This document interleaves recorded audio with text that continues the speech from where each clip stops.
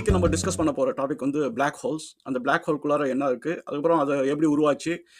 கொஞ்சம் டெப்த் நம்ம போய் பார்ப்போம். இந்த வீடியோ உங்களுக்கு புரியணும் அப்படின்னா, நான் பிக் பேங் தியரின்னு ஒரு வீடியோ போட்டிருக்கேன். அந்த வீடியோ போய் பாருங்க. உங்களுக்கு ஒரு ஃபவுண்டேஷனல் நாலேட்ஜ் கிடைக்கும். இது வந்து நம்ம கொஞ்சம் டைம் பின்னாடி போய் பார்ப்போம். ஐன்ஸ்டீன் ப்ரொபோஸ் பண்ண தியரி ஆஃப் ரிலேட்டிவிட்டி அந்த டைம்ல இருந்து வருவோம்.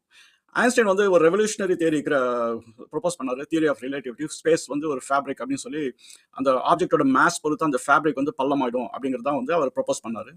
அதுதான் வந்து அவர் கிராவிட்டி அப்படின்னாரு. கிராவிட்டி வந்து கிரியேட் ஆயிடுச்சு ஸ்பேஸ் ஃபேப்ரிக்ல ஒரு பெரிய ஒரு மாஸ் உள்ள ஒரு ஆப்ஜெக்ட் போட்டிங்கன்னா அப்படின்றது தான் வந்து அவர் ப்ரொபோஸ் பண்ணாரு. அவர் சொன்னதே ஒரு ராடிக்கல் தியரி. இதுல செகண்ட் தியரி வேற அவர் அட்டாச் பண்ணி விட்டாரு. அவர் என்ன அட்டாச் பண்ணாரு அப்படின்னா, ஏதோ ஒரு இடத்துல வந்து இன்னும் ஒரு ஒரு எக்ஸ்ட்ராடினரி அமௌண்ட் ஆஃப் கிராவிட்டி வந்து இருக்கலாம். அந்த கிராவிட்டி வந்து ஸ்பீட் ஆஃப் லைட்டை விட ஜாஸ்தியான ஒரு பவர் அப்படின்ற மாதிரி அவர் வந்து ப்ரொபோஸ் பண்ணாரு. ஆனா அவர் வந்து அவரே கான்ஃபிளிக்ட் ஆயிட்டார் வந்து இது தியரி ப்ரொபோஸ் பண்ணும்போது.